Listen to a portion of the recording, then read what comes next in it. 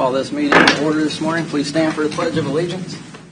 I pledge allegiance to the flag of the United States of America and to the republic for which it stands, one nation, under God, indivisible, with liberty and justice for all. Please silence all your cell phones. Take a moment of silent prayer.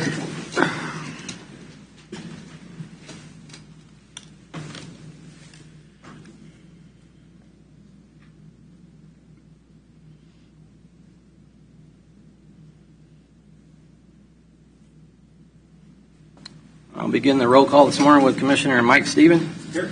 Commissioner Vicki Cos. Here. Mike Smith. Here. Jeff Culberson is here. Doug Smith. Here. All present and accounted for. Public comment. I don't have anybody signed up. Does anybody in the audience want to give a public comment this morning? Seeing none, we'll move on to administrative business. Mr. Lothery, do you have anything you want to start out with? Janet? I would like to speak during administrative business. Okay. I would like for the Board of County Commissioners to make a motion to sign a letter certifying the direct cost associated with the presidential preference primary election that we had. I had spoke to you about this in the past, and we have all the expenses gathered. The total direct cost, I could not associate costs with any of the office staff, any overtime like that. But the direct costs were $41,190.33. So today, as I said, I would like for you to make a motion to sign the letter requesting the reimbursement of the direct cost. Okay. Any other discussion on this? So moved. Second. Motion and a second. No further discussion. Begin voting with Commissioner Stephen. Aye. Aye. Aye. Aye. Are you here? Motion passes 5-0. Okay, I will leave this then with Becky for you guys to sign. Great. Thank you. Thank you. This is part of the state's overall $5 million Yes, it is. price tag. I was at a meeting, at some meetings last week, and they did, Brian Caskey from the Secretary of State's office did say $5 million. You know, because I had heard that, but I hadn't heard it directly from the office. But he did use that figure. And what was the percentage of the? Statewide, we had an 8%. Wow. Leavenworth County, as I said, had about a 5.4. Let's multiply that out. Yeah, 5.4 in Leavenworth County. And overall, it was right around 8% is all. Expensive vote. I think what $5 million could be used for? 5 bridges. Okay. I'm just glad that we get to ask for some reimbursement. Me on too. this. That's good. That's a good thing. That's appreciated, You yeah. know, that's quite a dip in election officers' budgets, you know, and the Board of County Commissioners, of course, approve my budget, but you never know what some of the expenses are that we will Come down the have line. holding elections. Yep. throughout the year. I agree. Benefit your office in any way towards the like preparations for the upcoming primary and general elections at all? No. No, because it's just Probably to make up Yeah, the difference make up- from That what there was any One wasn't time. budgeted. benefit for materials or anything No, because along with this letter that you're going to sign, I have to actually turn in every receipt, it's not just them accepting the fact that we spent, Excuse me. $41,000. All the detail must be turned in with this letter. So, it didn't. We're going to charge for the exact number of ballots that were printed. There's not extra supplies or Right. anything that the county will use in the upcoming elections. Good. Okay. All right, well, thank you. All right, thank you. Very Thanks, much. Janet. Any other administrative business, Mr. Lowther, you have? Or Mr. Van Paris? Commissioner, the Easton property. I was going to bring that up. So I was going to get a consensus from the board about the FEMA buyout lots around the city of Easton that are in the county's name. These are the lots that FEMA tore the houses down, Yep. put them in the city or the county's name forever. Nothing can ever be built on them again. They have to stay in the city and the county's name forever. But a couple of them that are in the county's name, the city reached out to me at their meeting last night and want to know if they could lease those from the county. One is for a parking spot for the ball field, and the other one I think has their well on that actual property. So is it okay if we have Mr. Van Paris prepare some leases and work with the city of Easton?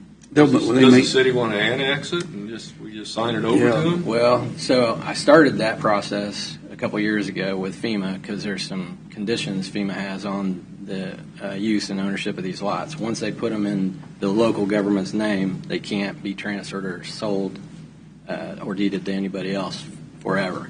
But Okay. the FEMA guy I was working with said, when I explained it to him, that we're not selling it to an individual. This would go from the county to the city. The city already has some FEMA lots in their name. They understand all the rules.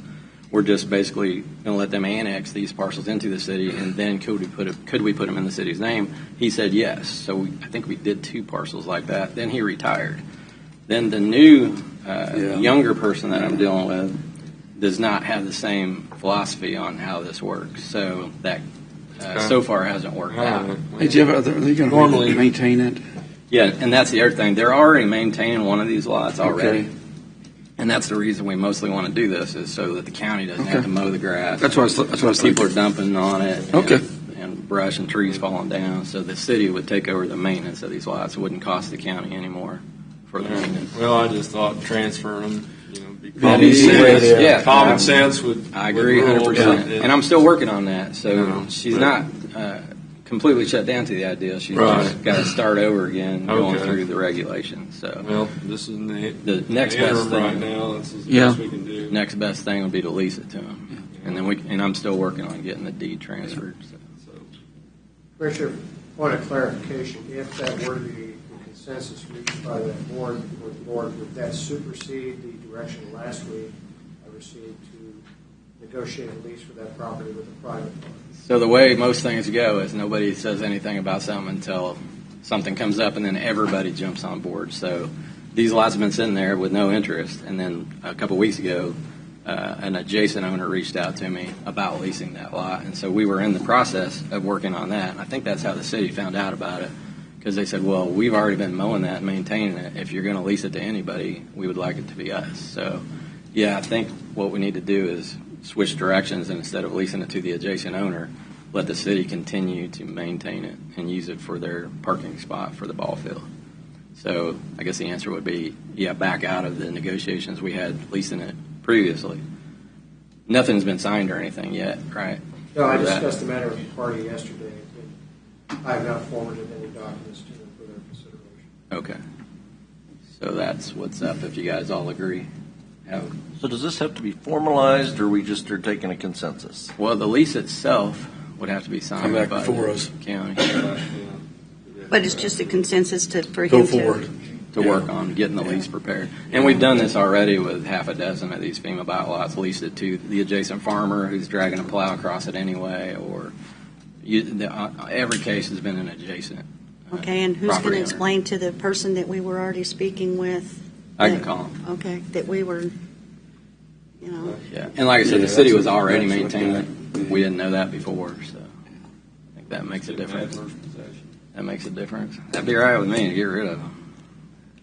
Okay, is that all right with you, David? Yeah, absolutely. Okay, that's what we'll do. Other administrative business, Commissioner Stephen? I have a couple items. Where are we at on this non-sanctuary county resolution? I was going to get the verbiage from the resolution that Jefferson County Okay. used. Yeah, Okay. but I called Doug to ask him some more information about it, and he hasn't got back to me yet, so I'll probably Okay. have that by next week. Okay, then the Not other this thing- Doug. the commissioner in There's Jefferson. Walbridge. Yep. Another thing I was going to bring up, a couple of weeks ago when we were discussing the Riverside resources, it was brought up about the county attorney's office had stated that they have completed their COVID backlog. And in fact, I have a press release here to that effect. We designated those two positions, administrative positions, to complete the COVID backlog. What do we need to do to get that to get those monies back into the budget and to rescind those two positions since the backlog is now completed? Well, Commissioner, I think the money's already in the budget. It's just in the county attorney's budget. So is what you're asking how you take it out of his budget? Well, that's exactly right. Since we no longer have a COVID backlog, we don't need to have those two positions. I think it would be most appropriate for you to talk to the county attorney about that. I can invite you to a future meeting. I don't think I'm prepared to, or in the place where I could answer that question on where his budget is, but you'd have to have him come and ask him. I can certainly invite him to a future commission. Well, we're tight on money, and I certainly believe that if the COVID backlog has been completed, and that's what his statement is, then I do think that we have a lot of needs in the county. Well, I have no problem with that, Commissioner. I just think the correct thing to do, professional thing to do would be to have Todd come up here and have a discussion with him over it, and then we'll see where we're at. Yeah, if everybody's okay with that. I will send him an invite for a future commission meeting and see what his availability is. All right. And that's all I have. Did you want to ask Jay if you wanted to come up? Oh, yeah. Mr. Hall, Mr. Jay Hall from the Kansas Association of Counties. Morning, Jay. Association of Good Counties. morning, Jay. Good to see you. Good to see you this morning. Give us a little report on your workings in Topeka. Absolutely. First, I want to thank, obviously, all of you as commissioners for inviting me today. As I stand here before you, our staff is actually pretty spread out across the state. Bruce Cladney, our executive director, is actually about 375 miles away from here in Colby, Kansas. Wow. Speaking to the northwest counties at this present time. So he's out there. I'm all the way across the state here, and then we have some of our other staff in other places. But definitely happy to be here. And I also want to thank not only the commissioners, but the rest of the staff here in Leavenworth County for being as involved and engaged as you have been this year, both with legislative matters and with things going on at KAC. We certainly appreciate your involvement and your willingness to be engaged in these different matters, because that's something that's important to us as a membership-driven organization. I'm always glad to get to have an opportunity to come out to county commission meetings, because one of the reasons that we emphasize the importance of local control at the association is because we know that this is where the work gets done. And so I applaud you for both your engagement on state level issues, but also your diligence in working on your issues here in Leavenworth County. Just a few brief things. I know that one of the things that Leavenworth County has been working very diligently on has been property tax issues, and specifically working on some of the things with the constitutional amendments.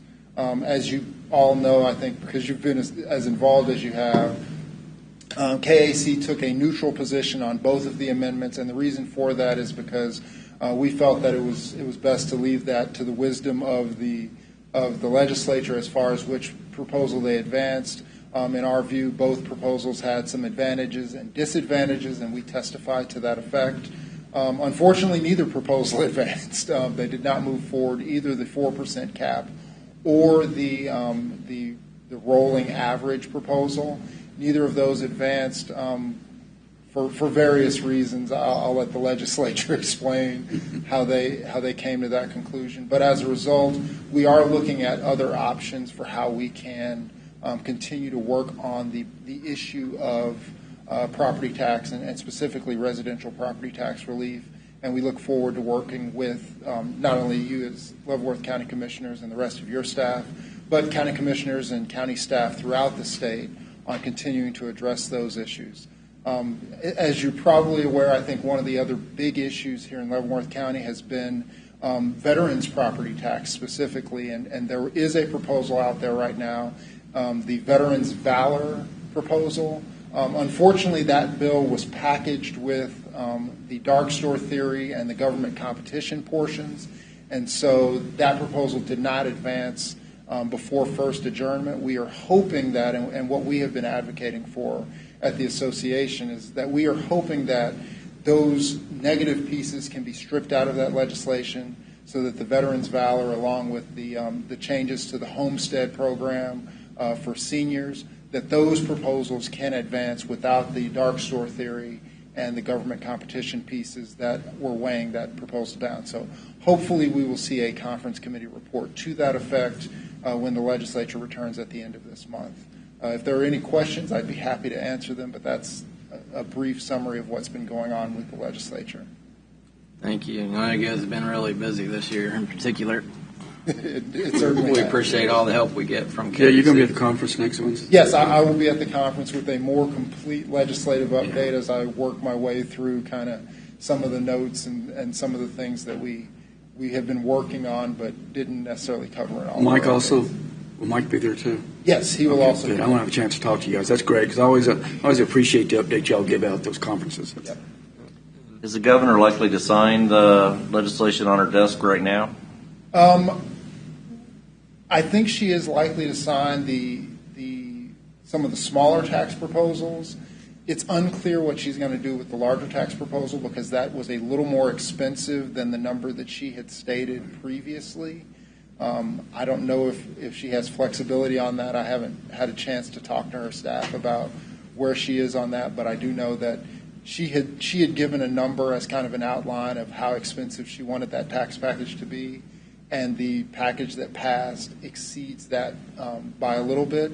I will note, however, that it did pass with a veto-proof majority, so we may see a situation where she may sign it or allow it to become law simply because it did pass with a veto-proof majority. So still looking for how that's going to play out, but certainly that's something that we're watching. My understanding is the DARE provision was inserted as a budget proviso. I believe that's the case. I need to look at the budget a little bit more thoroughly. Obviously, there were a lot of moving parts down to the very last day with the budget, and so I believe that it was in there, but I did not get a chance to look at the entire budget to verify that That's what I've heard. Yeah. That's a good thing. I've heard that, but I did not get a chance to look at the budget and make sure that it was actually in there, because there are a lot of times where things get taken out, put in, moved around up until the very last minute, and so I want to make sure that did actually make it into the final version. So clean bills are basically a thing of the past. Unfortunately, it is very, very difficult to get a clean bill run. I would like to see more clean bills run. That would be nice. Just because it's a little bit easier to track both for myself and also for the public, honestly. Right. If you don't do this as your full-time job, it's very, very difficult to follow if you don't have clean bills, because something is one number one day and a completely separate different. number. Yep. Surprise. It's crazy. You don't have to vote for garbage. It's kind of ridiculous. That's why we support the KAC. That's right. But Mr. Hall, this board, I think, pretty much declared war on LAVTR, and I believe we've lost that war. Yeah, so we have been working on that, and unfortunately they included that in the tax package. Now, I will note that if the governor vetoes the tax package, that does include the portion that eliminates LAVTR. But that is something that we are going to continue to advocate, that whether it's LAVTR or a different type of partnership from the state level to the local level, we will advocate for that, because I think it is important that the state and local governments have a partnership. Exactly. I think that's something that's critical for the best interest not only of county government but also of the people of Kansas, that they see that partnership between state and local officials. That's what we're asking for. But even if it doesn't go anywhere, we still don't get it. Right. Unless they come up with something. Yeah. And we're going to. It'll still be on the books as a law that we're not going to follow. It's just insane.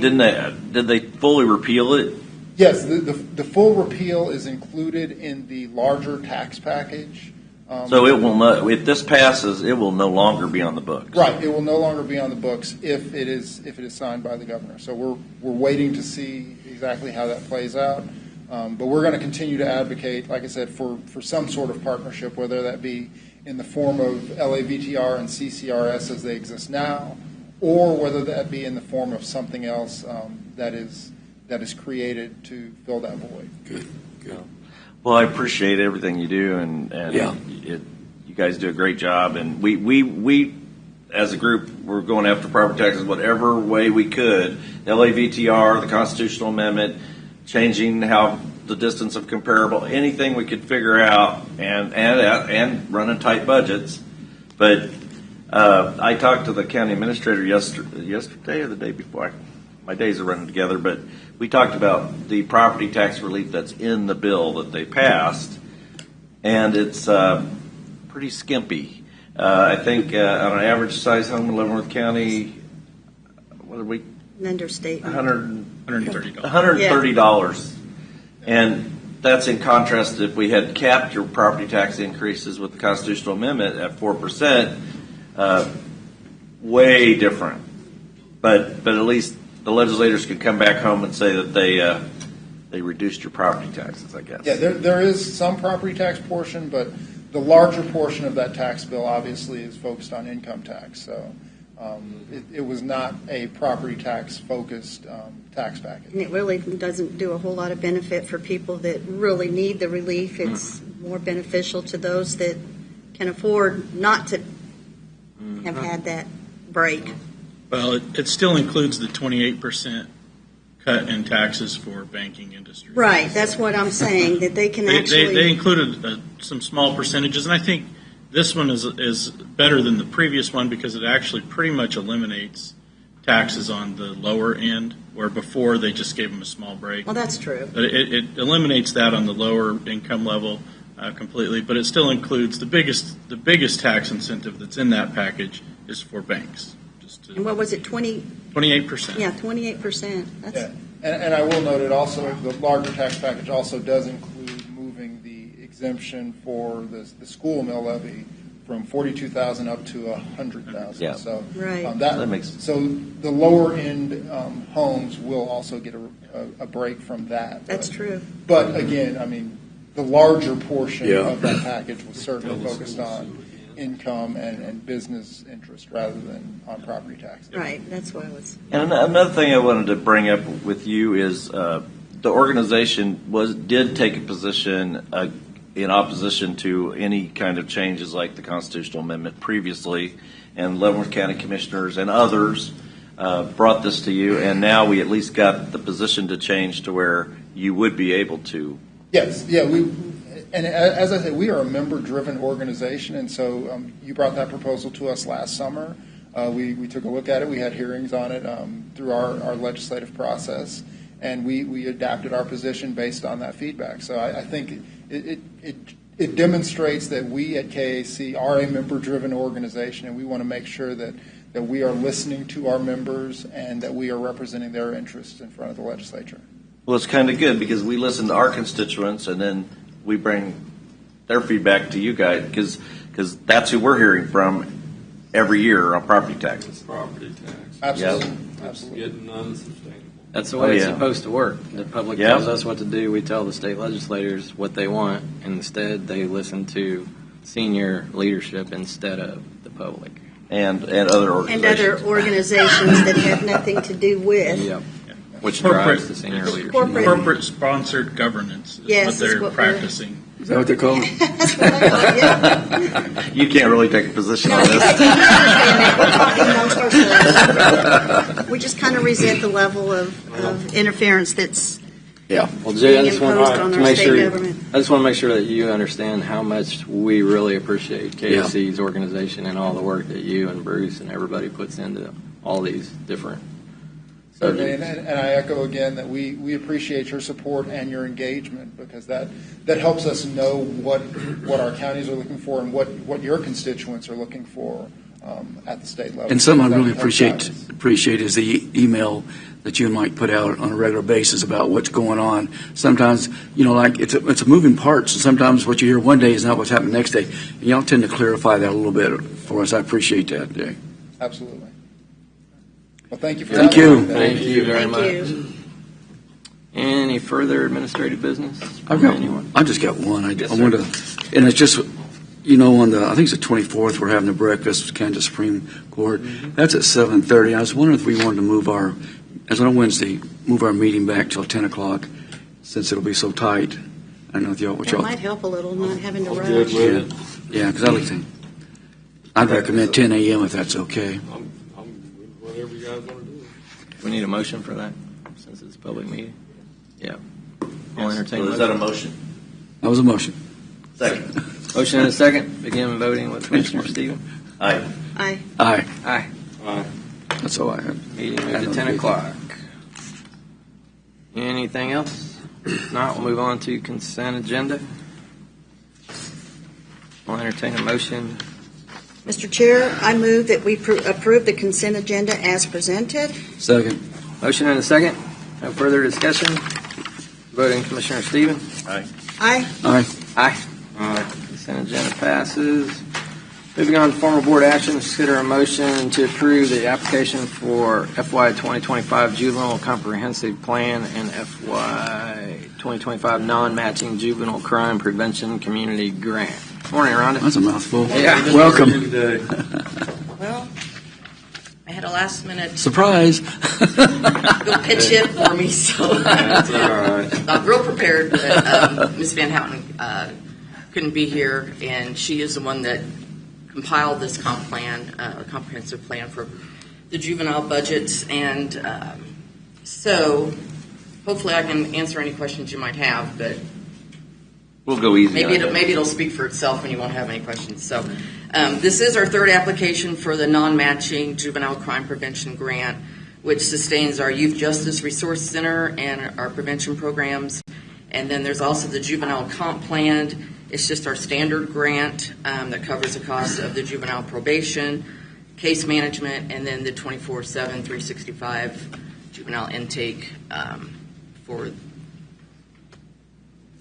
that program that we took from the sheriff's office. It's kind of pretty much the same as we've had last year, but if there's anything that you think you need clarification on. Questions? I don't have any. Commissioner Stevens doesn't either, because We're not going to let him ask one. we just our meeting last week. Yeah. So Okay, I make a motion to approve the application for FY 2025 Juvenile Comprehensive Plan and FY 2025 Non-Matching Juvenile Crime Prevention Community Grant. I'll second that. Have a motion and a second. Any further discussion? Hearing none. Begin voting with Commissioner Stephen. Aye. Aye. Aye. Aye. Aye. Motion passes. That was simple and easy. It was, thank you. Made it easy for you. Took me longer to walk over here. Thank you, Rhonda. Thank you. Next, consider a motion to approve a contract with Finney and Turnipseed for construction engineering inspection for Bridge A60 on 215th Street in the amount of $25,254. Morning, Bill. Morning, Bill. Morning, Commissioners. Today for your consideration is the construction engineering contract with Finney and Turnipseed for Bridge A60.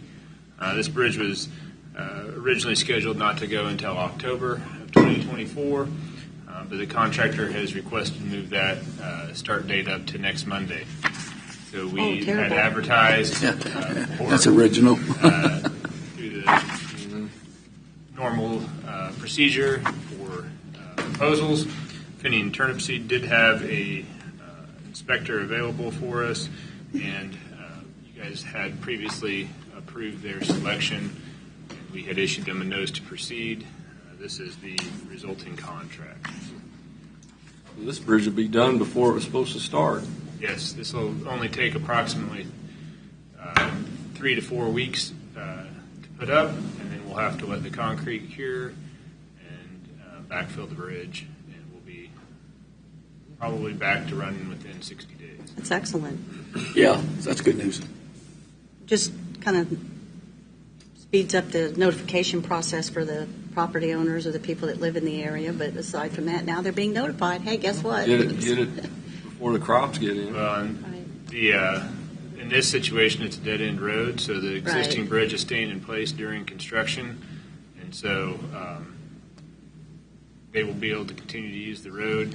It'll be a bit inconvenient for them. They may have to wait if they're swinging a crane or doing some work, but we will remove that structure after the completion of the project. It is a fairly small structure that is mostly wooden. Right. So. Your area, Mike. Okay, motion to approve the contract with Finney and Turnip Seed for construction engineering inspection for Bridge A60 on 215th Street in the amount of $25,254. I'll second it. Have a motion and a second.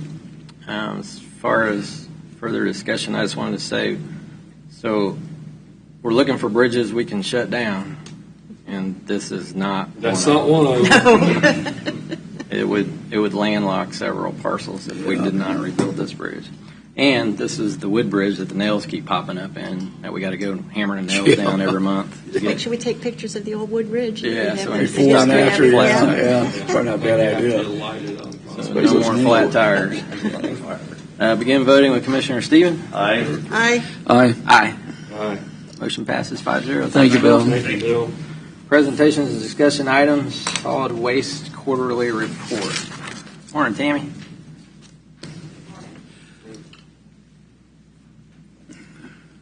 How are things out there? We processed 785 more tons the first quarter this year than last year. Lines have been down the road again. We've seen an increase in the annual cleanup residents by 103 and 58 more tons the first quarter. Julie Coleman from KDHE retired. Her replacement is not in place yet. Jeff Walker, who is over my HHW, he moved up in the ladder and he hired somebody, and we were supposed to meet them at the conference a couple weeks ago, and he already turned in his notice, so that position is not filled. At the conference, fentanyl was discussed, and I guess powder has been showing up at a lot of HHWs, so it's cheap, it's odorless, it's lethal. So if we get large quantities of a powder substance in our HHW, we're supposed to contact them.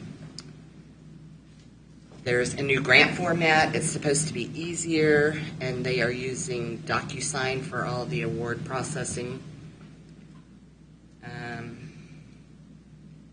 They're capping tire grants at $50,000, but we haven't applied for a tire grant because that's mostly for like playgrounds and stuff. I did hear about how you can use the tires for paving, but that's not here yet.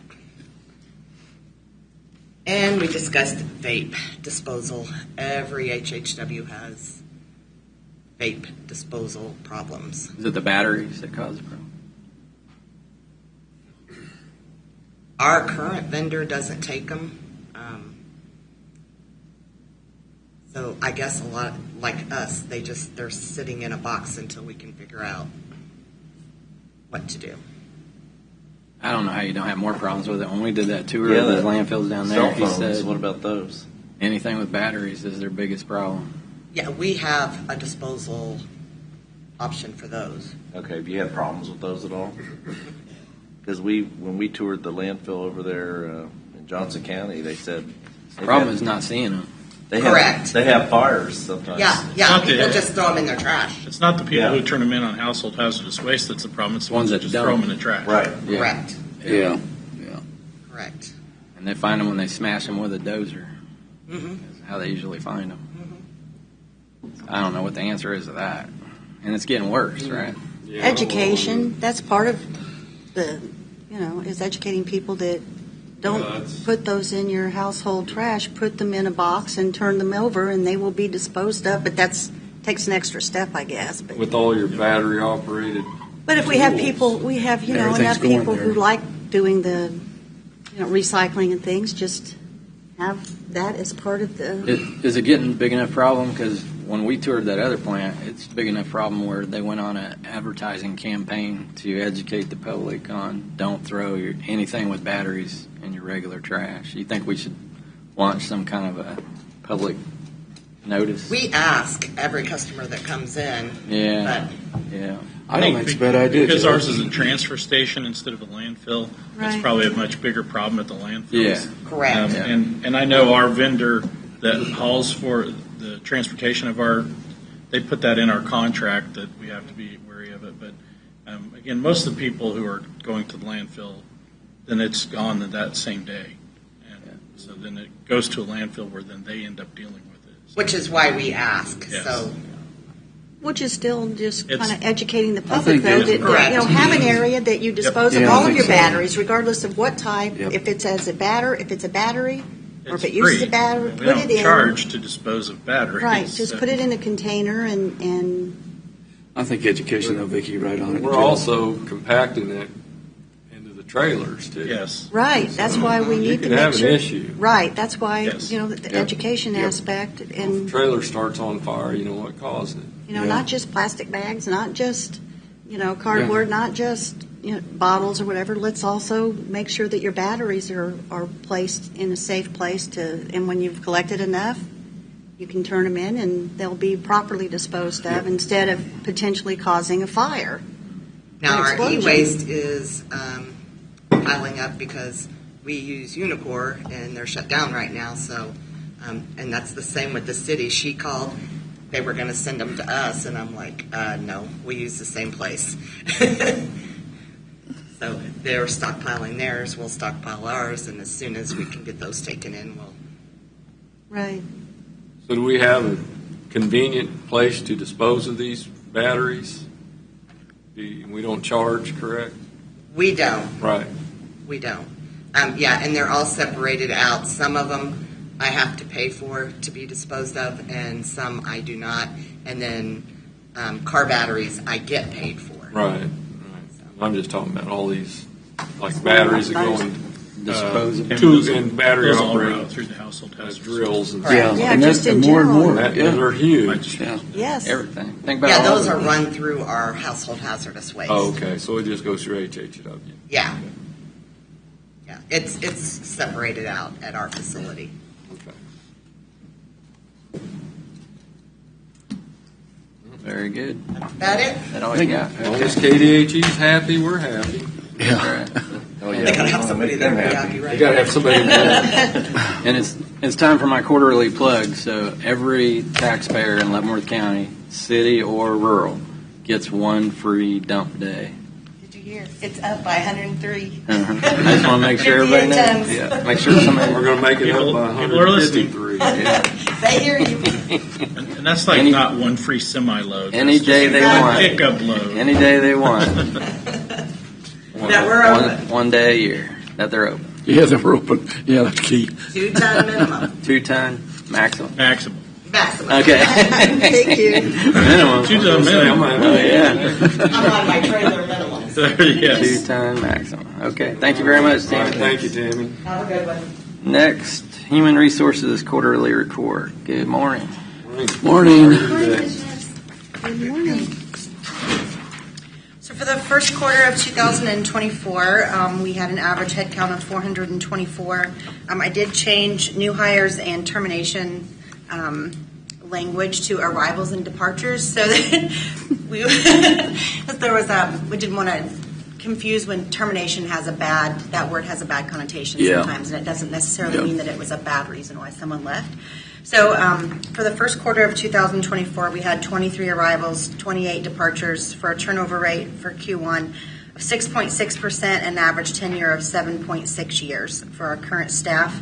I did put what our numbers were for Q1 of 2023 below so that you can see where we were this time last year versus this year. And then each quarter, as we continue to add, I'll add last year's previous numbers so we can start to track that year over year and what our Would you trends consider are. that to be statistically significant or not? No, I think that to me that's not a big enough change that it's That's Not really a trend that I'm seeing or anything, but yes, it could go up a couple of percentages, one way or the other, and I think that it still would be pretty average. We did start doing exit interviews in Q1 that you had asked for us to start to gather some more information, and so on the next page we'll go over some of the data that we've started to gather. Okay. But for current and upcoming projects, we are continuing to convert all of our employee files and HR forms over into electronic. We did kick off our wellness committee in January, and so that committee has started to meet and discuss potential incentive plans so that we can drive education, training opportunities, and healthy behaviors amongst our employees. I am still reaching out to each department and working with them to identify specific training goals that they would like to accomplish for the new year and to develop some ideas or opportunities for them to take advantage of. Harassment, diversity, and inclusion training has been implemented for all new hires beginning in October of 23. So anyone hired from that date forward has completed that, and then it will roll out to all employees this summer for our biannual refresher. I'm in the process of creating just kind of a cheat sheet for workplace injuries just to send out to our leadership teams on what to do when there is a workplace injury, what forms to use, what procedure to use, just to make sure everyone is still on the same page of what to do on that. And then we are looking at still dissecting the workplace injuries by department and severity so that we can continue to have trainings and preventative measures put in place if we see any trends come up on things. So for the next 2 pages. Just a second, I have a question on that. Absolutely. On your workplace injuries, has that trend changed year over year, or are we about where we were on? I don't have it all together in front of me, but I don't necessarily remember seeing a big change in anything. I actually saw a decrease in our slips, trips, and falls, is from what I can remember. So I hope to have next quarter have more detailed information that I can present to you on metrics on that, so you can see our injuries and how they've kind of over the years. Well, from what I can get information on, get that for you. Thank you. For the first quarter, I was able to kind of drill down a little more on information for you with those exit interviews that we are doing.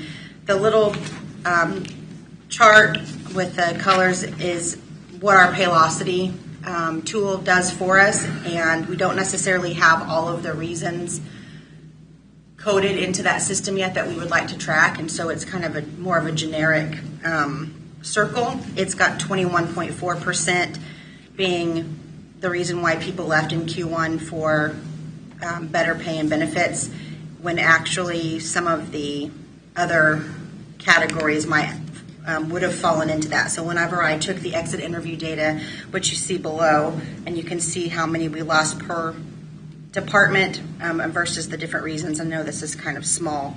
We did have 8 people of the 28 departures. 8 of them were for better pay and benefits, and so it was about a 28.57%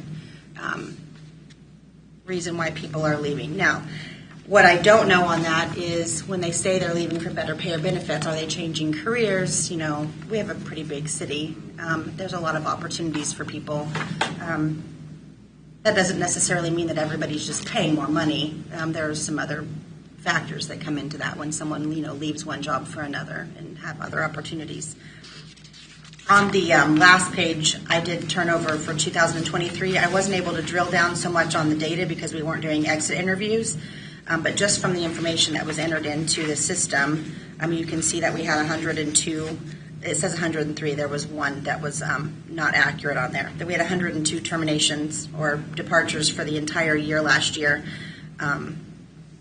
And if you look at those 3 categories, the yellow, the green, the red, and the orange, probably all together combined, are reasons for pay and benefits that they've left for another job. So it's about a 31%, I think, if we had to look at putting those together.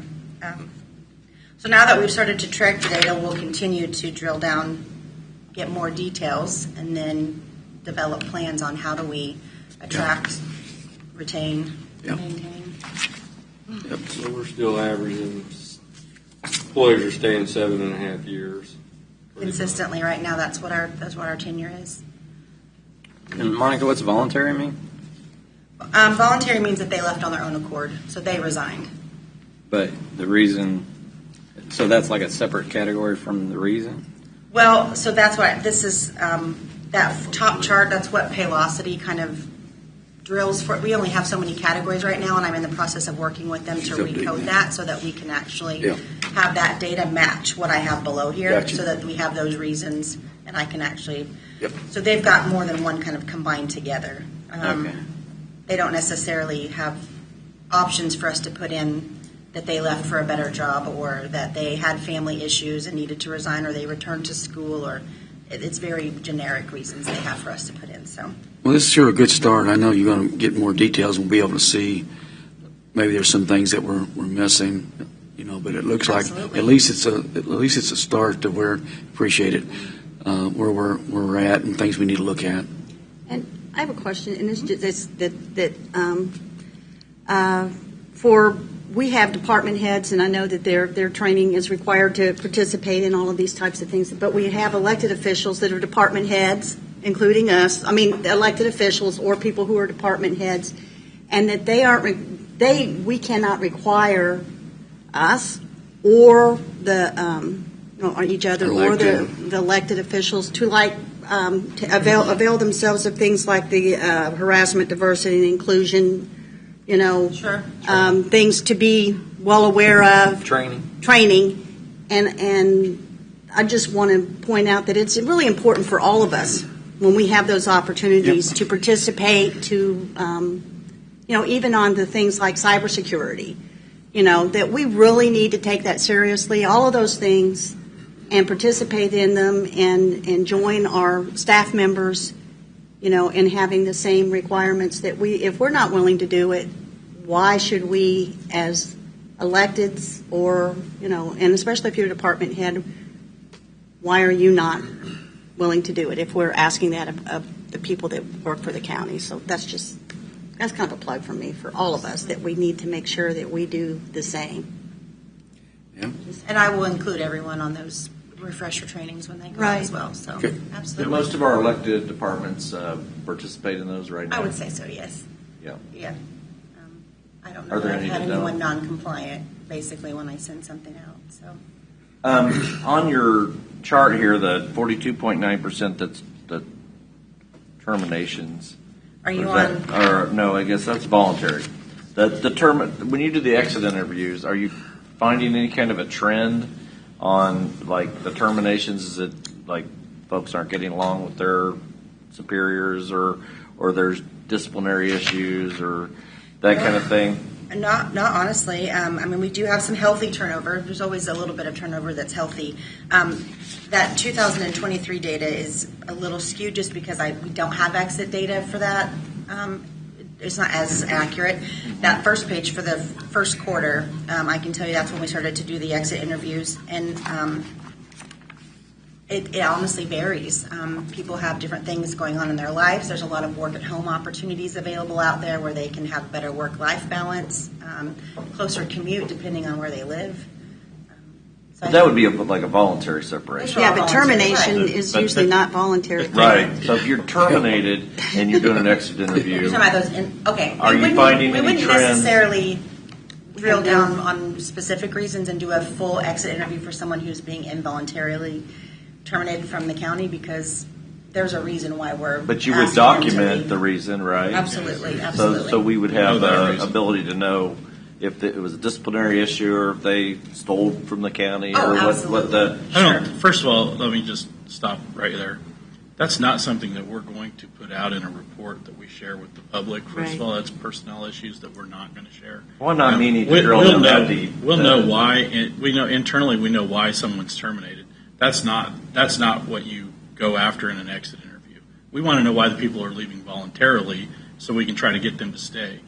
The people who are leaving involuntarily, we've already worked with them to try to get them to correct their performance, and we haven't been able to, and that's why they're no longer employed with the county. So well, and I'm not saying, being careful. Mark, that would be the I'm not saying to drill down to where we are exposing people's private information by any means. But what I am saying is, if there's trends, like just general reasons, those could be helpful for the county to know. The other thing that I would like to say, you asked about what some of the reasons if there's a trend.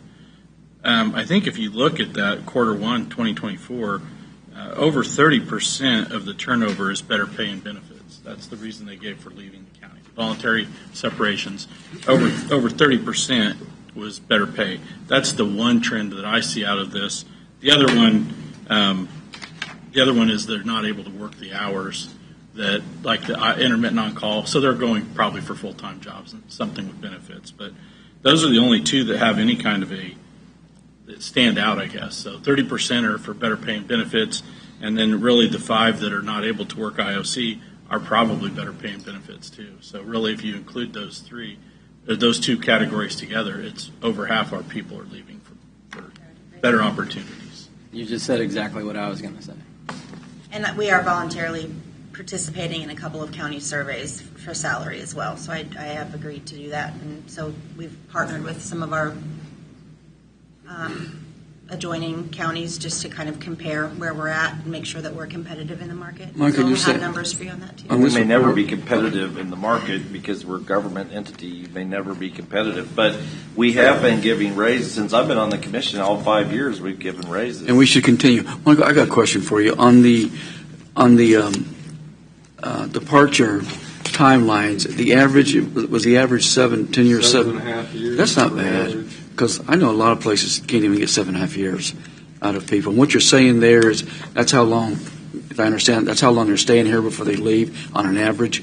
That's how long our current population has been employed. That's the average tenure of our current staff. And that's still, okay, gotcha. Because we still, and we have people now that generationally, there's groups of individuals that don't keep their jobs very long at all That's what anymore. I was- Job hopping is a lot more Right. prominent now than it used to Yes, be. it used to be. We Mark, don't have people that that's are what I was- staying forever with the same employer is not one of the things that hopping is here. a thing of the present. That was a thing of the past. Well, Michael, that's where I was going. And so with it, that's see going to, that. and so that's going You're to having- impact that figure, and because even some of the things where people leaving, even when there's kind of a thing, retirement is also a reason that people are, and that's going to be included in data of turnover. Sure, right. Of. So that's And where so- I agree with Mark. It's not Right. necessarily the number that we're losing. Can we narrow down on, are we losing good people that would stay longer and why? And What why? can we do to retain them Yeah, longer? exactly. You can either pay the employee or you can pay to train a new one. But then you're going to replace the new one and then that's it's gonna from cost somebody you that's to train well. that I'm saying employee. that somebody that's retired, Yeah. that they're done, they're ready to retire, and you train somebody new. They're not going to stay the same amount of that 25 years that this person stayed before. That's not the trend. They're going to stay 7 years or what, and then they're going to move on. If that, they're going to move on to I was trying to If be 7 generous. years is our average tenure, No, I was trying to be generous. taking into consideration that some of our employees have been with us for 30 decades, years, right? let's say decades. Yeah. 42 That means years, that we have a right? lot that have been here for very short periods of time True. as well. But that's one of that the- less than 5 years population is very big right now. Right, that's a trend. If we can get them, historically what we've seen is if we can get them to stay the 3 years, it's that first 3 years is where a lot of the Yep. turnover occurs. If we can get them to stay past 3 years, we have a better chance of retaining them for the 7.5 to plus years. Yeah, and we'd like to do this researching and figuring out, okay, how do we retain them once we, and keep them satisfied and staying, and part of that is making It's sure just that like you staying have. married. No, I've No, got 47 get over years that on creed. that. Let's go back to the legislature. When they did Tier 3 Kansas retirement, Yeah. that didn't attract too many people here. No, When it was Tier 1, this was a good place to Yeah. work, and you had good retirement in Yep. Tier 1. Yeah, we could go down that road. Well, I'm just saying. The change is significant in the quality of benefit, but the cost to the county is identical. So the state, yet again, they have a program that once you're in, you can't get out of. Then they change the rules for the program, and that you can't get out of it. But the cost for the county is Is the exactly same. the same, regardless of Tier 1, Tier 2, or Tier 3. We pay the same. The cost for the employee is the same, but the their benefit is return is- significantly reduced for the Tier 3 Quite a bit. employees. So Yep. it's difficult. I'm saying the retirement is an issue, I believe. Yep. So I have one more question. They could make a lot more in a For 401k. you, when you're doing this study on various counties, and I don't know, you may not be able to answer this now, but I wonder if there's any identifiable company or like benefits to employees that we're offering or not offering compared to other counties. Off the top of my head, I don't have a list ready for you, but yes, that is something we are discussing. What do you use to attract employees? What do you feel is something that helps retain them? Coming from the private sector myself for the last 30 years and coming to public, there's a lot of things I love about working here. And so I will definitely make sure that we highlight those options. Our holidays, we have some very nice policies in our handbook. We are very employee friendly when it comes to a lot of things. So, and those are things we are definitely discussing, is bouncing ideas off each other and helping each other. How do you attract and maintain? And they're like younger employees. Like I know that the county used to offer gym memberships, but that is an attraction for younger employees to have gym memberships. It is. And that is something that's come up in our wellness committee. They should. Well, it should come up in the wellness committee. That should be something that is brought up or considered. If it's, we're just looking to see if it's something that our current, maybe Aetna or some of our providers would offer a discount or something that we can utilize. Well, something else you can do too that we've done, I did years ago out in Lansing, we're still using it, is we had an open space, and I don't know if there's any open space at Cushing. We bought our own equipment to stop not having to have the memberships. So as people come and go, equipment lasts forever. And so if somebody would use it, if it was county owned, and you'd go there and the county wouldn't have to pay except for the equipment, and people could use it on their own time. Ours is 24/7 because we got police officers that have different shifts. So they may come in and want to do all work out in the midnight. But I saw that there's always a number of people that are going to do it no matter what. But I noticed there was a couple more people that would at least come once in a while, especially after a doctor's visit or something saying you need to be doing this or doing that. So I think something like that to keep healthy, so claims are maybe go down a little bit, would be something to look at too. As long as we're not competing with the private Yeah, I was sector, gonna say, according here to we some go. of We're our gonna open legislators. the So health I mean, club here. then we're in trouble for that. So Well, I'll and take my chances. the railroad used to offer a gym like at the top of one of our facilities, and the attorneys you can hurt yourself on that kind of equipment. We commissioners, we used to offer the gym memberships. We had fewer than 18 people who actually enrolled, and fewer than half of those people actually attended the gym. So Yeah, we tried that. That's the reason I was saying not the membership, but just to have it available. And there is a And if you're going to get Our yourself in trouble, fitnesses. Mike, walking to the third floor, then you need that gym more than anybody. So But there's people there could be training, there could be all kinds down of the stuff. stairs. okay. Enough. If there are This is other a great things you, report, Monica. Thank you. Thank I will you. continue to Yeah, thanks, Monica. get this. We can build upon this and get more information. If there's other things you'd like me to look into, I can absolutely add that to the metrics that we're digging into. No, I'm glad to see this. This is good. And if there was only 18, that wouldn't really add much cost. If there was only 18, maybe give that as an option. It doesn't add much benefit either. Well, but I was just thinking about for younger folks to get them to want, like if you have two jobs and one gives you, it could add a benefit. Sure. I'll definitely look into see if there's something we can offer that wouldn't cost us anything. Maybe a resource we already have that we could advertise to our employees to utilize. Yeah. Sounds good. Any other questions for Monica? Or? Did a good job. Thank you.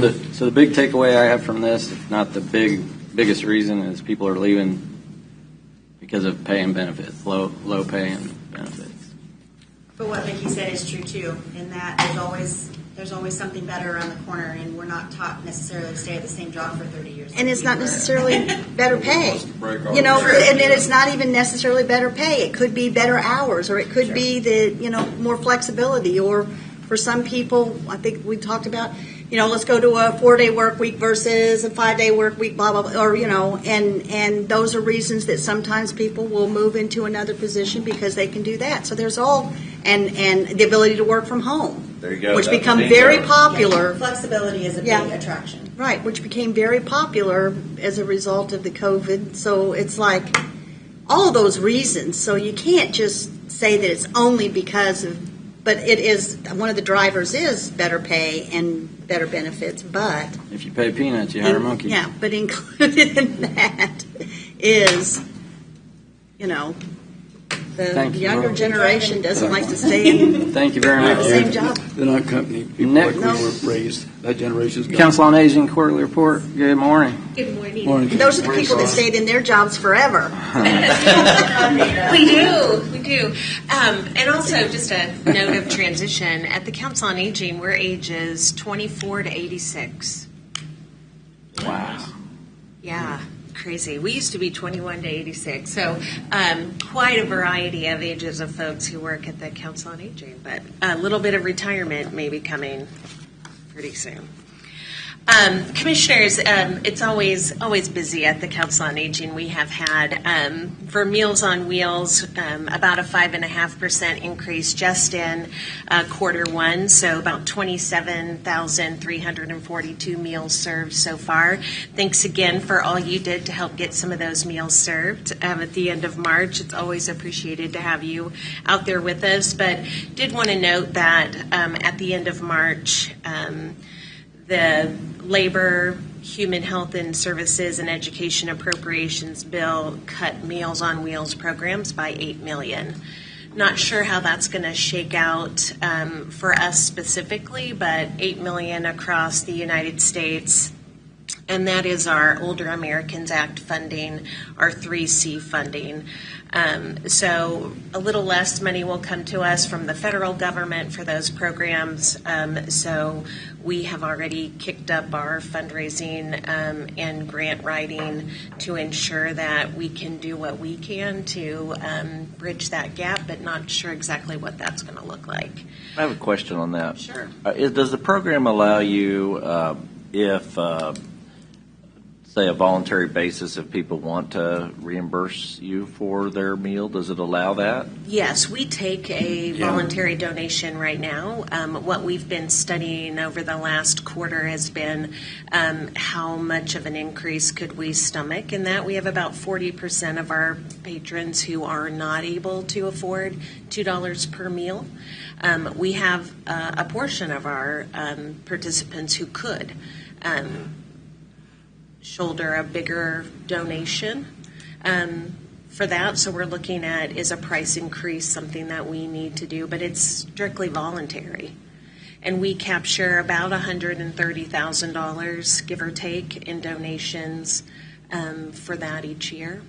Well, I think folks that can afford it, I don't think they would hesitate to pay. Yes, Because, and that's what we're finding. So we're talking with individual participants to see where they're at. And, some of our folks are living on less than $800 a month, and that makes it really hard. But we have some that are, $5,000 a month and would be happy to pay. So really looking at that for budget time this year and doing that analysis to see where we are and what we could do for that, to bridge that gap.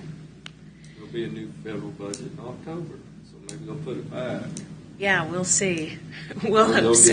Or they'll give it to another country. Yeah. But we added. Did you say there'd be a new budget in October? Well, they're supposed to be. Yeah, that's worked out this year. Yeah, it's worked out well. It's going to be really bad timing in October. They'll get something passed, or they won't be able to give money to other countries. So You're baiting me, Dustin. Take the bait, Mike. It's your job to kick him under the table now. What else you got, I'm glad you sat over there. What else you got, Tommy? That's your job now. You got to get over there and kick Split their him. seats up like I've never gone at the end of the meeting. I usually go first, but It gets more fun at the end of the meeting. I will say And then my coworkers want to follow me. They say, Connie gets up here and says, oh, we feed people and we hug them and it's all lovely, and nobody wants to follow that. But we have provided about 2,600 trips on our transportation program, and that's about 235 people. I know Lansing was doing some looking at whether they would add that public transportation and add on with Leavenworth. So I gave you some Lansing data there. We have 39 riders from Lansing specifically who access our transportation on a regular basis for about 433 rides.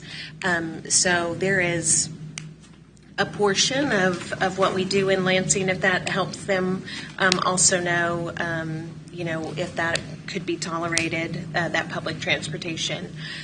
173 active volunteers at the Council on Aging. We could absolutely not do what we do without our volunteers. 4,800 volunteer hours. That includes our tax team. They accounted for almost 3,000 of that 48,000 of taxes that we did for folks during the season. And the rest would be 120 of them would be volunteers for Meals on Wheels. And they run about 12 of our routes, 13 of our routes every day in their own vehicles, so that's money we're not expending. And we've captured about 50% of our expected revenue. We've applied for 7 different grants. We've received 3 of those to date, about $10,000 for Meals on Wheels, Senior Express, and Heart to Heart Transportation. So always looking for opportunities. We also have some benefactors who give to us every month. Good Shepherd Thrift Store in Tonganoxie donates $1,000 for Meals on Wheels every month. We met with them yesterday. That's a really special organization there that helps us out. That's really a really good organization. Yes. They're going to be touring our Meals on Wheels facilities and operations in Tonganoxie, as well as coming to the Council on Aging and taking a tour, but they are fantastic partners for us to have. We continue to grow in all of the activities that we're doing. We added 4 new programs in Q1, including personal self-defense classes. So we now have a punching bag in our exercise room and learning to break holds. And they were breaking boards yesterday, which is fantastic. That's cool. But, we want our folks to feel empowered and safe wherever they go. So that's also fun. But one of the other fun things that we're doing is we have such an overwhelming response to all of the trips that we take that we have a lot of disappointed folks who don't get to go. So we started a program called Let's Do Local. So we're using local experts and artisans to come and teach a class at the same time as the trip. So if you didn't get picked for the trip, you can stay, and we've got a hula class. You can learn to hula, a watercolor class, painting class, different things like that. So we hope to use our local experts to volunteer their time to do something fun and really benefit from the folks here in Leavenworth. And also, we're working with folks in an activity to get their personal histories down on paper with What's Your Story. I live with my 87-year-old mother, and sometimes I think she's remembering, she's forgotten more than she's remembering at this time. So we're going to get those, so we're going to get those things down on paper so folks have that history before they lose it. And we did work with the sheriff to get a prescription drop box at the Council on Aging. So we take pills and patches, not liquids or sharps, but that is filling up to get that OxyContin, that Vicodin, all of those pain meds from surgeries out of Grandma and Grandpa's house and into a safe drop box where grandkids aren't accessing those. So that is filling up, and that's been really great. We're also working on eligibility for some bigger national grants for the Meals on Wheels America organization, so we hope to access those here in the spring. And then we've been partnering with the American Red Cross to offer a blood drive every other month. We had 32 people come this last time in April for our blood drive, which has been really great and something that my staff is pretty passionate about. So anything that we can do to help out there. Your intern? Oh, we have 2 interns from University of St. Mary's right now in occupational therapy, and we are interviewing social work interns for the fall semester. So really love to have the kids around. So do our participants, and that's a really great partnership with the University of St. Mary. So you do every other month blood drive? We do. What week? What week of the month? So we did April 1st, so we'll do something the first week of June. So it'll be, okay, it's not a set. No. You'll just have to announce it. Yeah, we'll get it out. We'll put it on the website and on Facebook and get that out to everybody. Okay. Do you have animals that you interact with at the facility? Not necessarily at the facility, but we do have a pet program that has 239 pets that we're serving right now. So we start with our Meals on Wheels participants. So anyone who's struggling to feed themselves, sometimes they were sharing their meals with their pets and sometimes choosing their pets before their own selves. So we write grants and have donation drop boxes and have some folks who give some monthly donations to that program. So we feed pets and buy supplies like litter. The Guidance Center just did a pet food drive for us, so we just went and picked that up. And that's how we keep that program going and subsidize some necessary veterinary care with grant funds that we receive. I know a nursing home that I was familiar with, they had their mascot, their little dog. Oh, yeah. In the facility. We will have Human Animal Bond coming on May 2nd to a Positive Aging Resource Fair, and so we'll have some puppies and some support dogs there for folks. Is Georgia helping with that? No, actually, we're going to bring Scarlett back Mike. to help with that. No, Georgia's busy back. I was going to offer. He's talking about the cats. Oh. About the cats. And, Michael. I'll let her know. I'm sure she'll appreciate that Yeah, very I much. bet. We know how she feels about Yes. kitties. They love her. Whether she loves them or not. And I would also commend Commissioner Smith over here to help with your hula classes. Oh, yeah. I've seen me try that before. That's a sight. Come on out. Yeah. Uh-huh. Yeah, Deb Weaverling is going to teach that class for us. So Connie, the part I like the best about your volunteerism is you're basically saying that your volunteers are saving Leavenworth County taxpayers almost $1 million a year. So I think that's very important to point out. Yes. If our Meals on Wheels volunteers drive their own cars, they give their own time, so that there's not wear and tear on additional vehicles. It's just amazing. We're going to honor them at a volunteer appreciation lunch on the 19th next week. 120 of them that do that. That's fantastic. And they're folks we can count on. They're amazing. And that tax team, we had 14 tax volunteers who did taxes 8 hours a day. There was a lot of people that had their taxes done, too. Yes, we did about, when you consider both the federal and the state, about 1,000 tax returns. Wow. Our folks don't have access to computers and things where it's easy to free file, Right. with the IRS, but when you don't have access and you don't have the skill to do that, then having our folks who give up their time to do that is a really great asset to the community. Absolutely. And while we have Mr. Hall here, just to brag on you, we have one of the best council on agings in the state here in Leavenworth County. If you have time today, you should go over there and tour it. It's amazing. We're busy. We're busy over there. No pressure. It is amazing, and there's great people. And when you go and deliver these meals, you realize these folks need it. Yep, and we used part of our COVID relief funds to, we had a building that was donated for $1, which was one of the old hospitals that closed right at COVID time. And so we have remodeled an entire section of that building, and it is now, it's like state-of-the-art Unbelievable. Yeah, it is. facility for the aging population. Yep. We love it. Ed, was that you? Commissioner Hancock. All right, Ed, let's have it. Hey, Ed, you're on time. Let's call him out. He wants to speak.